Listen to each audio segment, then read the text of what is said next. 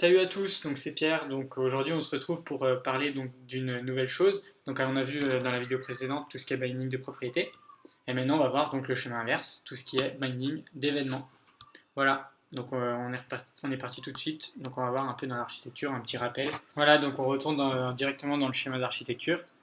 Donc là, on voit, donc on a vu le binding properties, donc ici, donc entre le composant et le template. Maintenant, on va voir comment le template peut envoyer des events au composant pour exécuter différentes méthodes, mettre à jour des champs, etc. Voilà, on va voir ça tout de suite dans un exemple concret. Donc là, hop, on se retrouve avec notre exemple un peu bidon. Donc là, on avait défini donc une propriété. Maintenant, on va définir un événement. Donc comment on fait? Hop, on va directement ici. Donc là, on peut définir par exemple un bouton. Vu qu'on veut créer un événement, autant qu'on clique sur quelque chose pour déclencher cet événement. Donc là, le bouton, je vais l'appeler click me. Voilà. Donc là, on a un bouton qui ne fait rien, bien sûr, c'est logique. Et là, comment on définit donc un événement dans Angular? Donc tout ce qui va être événement, ça va être entre parenthèses directement à l'intérieur de votre balise. Donc que ce soit un bouton, un input, tout ce que vous voulez, vous faites entre parenthèses comme ça. Et là, vous pouvez définir votre événement. Donc par exemple, nous, on veut définir un événement clic pour notre bouton. Donc on définit ça. Et là, hop, hop, on veut par exemple que ça update notre title. Donc là, on va dire update title. Donc c'est une méthode. Donc là, on veut que ça appelle notre méthode update title. Hop. Donc là, on prend notre méthode. Et là, nous, ce qu'on va faire, c'est que dans notre composant, on va définir une méthode qui s'appelle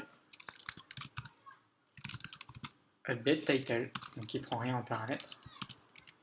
Voilà. Donc là, elle fait rien pour le moment. Mais ce qu'on veut, c'est que ça va nous modifier notre title ici. Donc on veut plus que ce soit Titi, on veut que ce soit Toto par exemple. Quand on clique sur ce bouton. Donc si on veut que ce soit Toto, donc on fait un changement de cette propriété. Donc this.title pour appeler cette propriété. Et on change Toto en Toto. Voilà. Donc là, c'est Titi, forcément, parce que je l'ai déclaré à l'initialisation à Titi. Et dès qu'on va appuyer sur le bouton, ça va appeler cette méthode update title qui va changer le titre directement. Donc là, ça va directement changer le titre. Là. Hop, et voilà. Donc vous voyez, c'est vraiment super simple. C'est beaucoup moins chiant que de changer tout le DOM, etc., comme on pourrait faire en jQuery ou en JavaScript natif. Donc là, c'est super simple. Bien sûr, il n'y a pas que click, hein, vous avez aussi change, enfin tous les événements possibles, en fait, vous les avez.